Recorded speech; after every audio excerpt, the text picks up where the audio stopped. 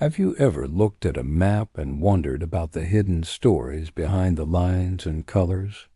Today we're diving deep into one of the world's most critical and volatile regions, the Red Sea. It's more than just a body of water. It's a strategic choke point, a lifeline for global trade, and right now, it's a stage for an intense power struggle between three major African nations, Ethiopia, Egypt, and Eritrea. This isn't just a regional issue. What happens here could send ripples across the entire globe. So buckle up, because we're about to unpack why the Red Sea is on fire. First, let's set the scene. The Red Sea is one of the most important maritime routes on the planet. Think about it. It connects Europe and Asia through the Suez Canal in the north and the Bab el-Mandeb Strait in the south. A massive chunk of global trade, especially oil, passes through these waters every single day. Any disruption here doesn't just affect the neighboring countries. It affects the price of gas in your car and the availability of goods in your local store. This immense strategic value makes control over, or even just access to, the Red Sea a massive prize. For centuries, empires and nations have vied for dominance here, and today, that ancient game is being played with modern rules and very high stakes. Now, let's talk about the first major player, Ethiopia. With a population of over 120 million, Ethiopia is a landlocked giant, a regional powerhouse without a coastline. This wasn't always the case. Until Eritrea gained independence in 1993, Ethiopia had direct access to the Red Sea. Losing that access was a huge blow, both economically and psychologically. Imagine a country of that size relying on its neighbors, like Djibouti, for almost all its maritime trade. It's expensive and strategically vulnerable. Recently, Ethiopia's Prime Minister Abiy Ahmed has been very vocal about his nation's natural right to sea access. These ambitions are rattling the region. Is Ethiopia looking to peacefully negotiate a deal for port access, or are we seeing the beginnings of a move to reclaim its status as a maritime power through more assertive means? This question is at the heart of the current tension. Ethiopia is building its military, especially its navy, which it had disbanded years ago. This revival signals a clear intent. Ethiopia is no longer content with its landlocked status. This brings us to our second player, the historical hegemon of the region, Egypt. For Egypt, the equation is twofold: the Red Sea and the Nile River. The Suez Canal at the northern end of the Red Sea is a cornerstone of Egypt's economy and national pride. Any instability to the south that could threaten the freedom of navigation through the canal is seen as a direct threat to Cairo's national security. But the Nile is even more critical. The Grand Ethiopian Renaissance Dam, or GERD, built by Ethiopia on the Blue Nile, is viewed by Egypt as an existential threat. Egypt relies on the Nile for over 95% of its fresh water. The fear is that Ethiopia could one day use the dam to control the flow of the river, holding Egypt's water supply hostage. So when Ethiopia starts making moves in the Red Sea, Egypt sees it through this lens of rivalry. An Ethiopian naval presence is not just a commercial ambition in Cairo's eyes. It is a potential military threat that could sandwich Egypt between a powerful neighbor to the south and instability in the Red Sea. Consequently, Egypt has been strengthening its naval forces and conducting military exercises, sending a clear signal that it will protect its interests at all costs. Now, let's introduce the wild card, Eritrea. A small country with a long Red Sea coastline, Eritrea punches far above its weight in regional geopolitics. For years, Eritrea and Ethiopia were bitter enemies, fighting a devastating border war. However, in a stunning diplomatic reversal, the two nations have recently become close allies.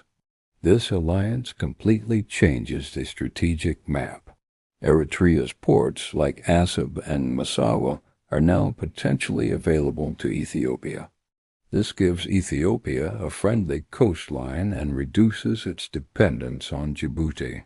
For Eritrea, the alliance offers a powerful partner against its other rival, Egypt, and a way to break out of its long international isolation. Eritrea's role is that of a kingmaker or a spoiler. Its decisions who to align with, who to grant port access, to have an outsized impact on the entire region's power balance.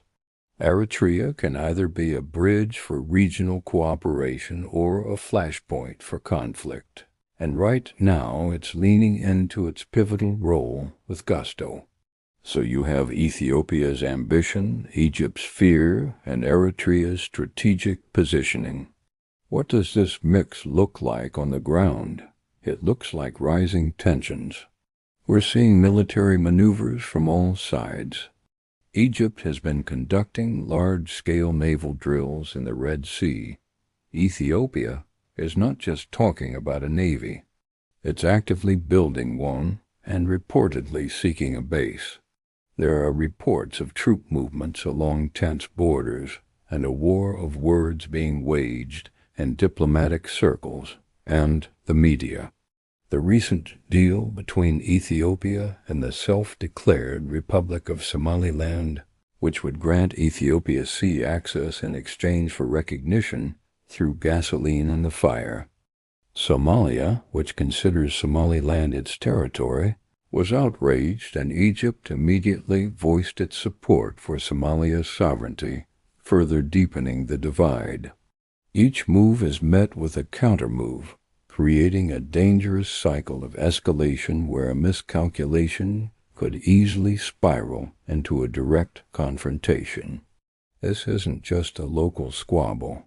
The global implications are enormous. The world's major powers, the United States, China, Russia, and even Gulf countries like the UAE and Saudi Arabia, all have vested interests here. They have military bases in the region, and their economies depend on the secure passage of ships through the Red Sea. China's first overseas military base is in Djibouti, right at the heart of this area. The UAE has had a significant presence in Eritrea. The United States has long-standing security partnerships. These global powers are watching closely, and their involvement can either help mediate and de-escalate the situation or add another layer of complexity and competition. If a conflict were to break out, it could disrupt one of the world's most critical shipping lanes, leading to a global economic crisis. The security of international trade is directly at stake. So what we are witnessing is a fundamental shift in the regional balance of power. For decades, Egypt was the undisputed regional military and political heavyweight. Now, Ethiopia, with its booming population and economy, is rising and challenging that status quo.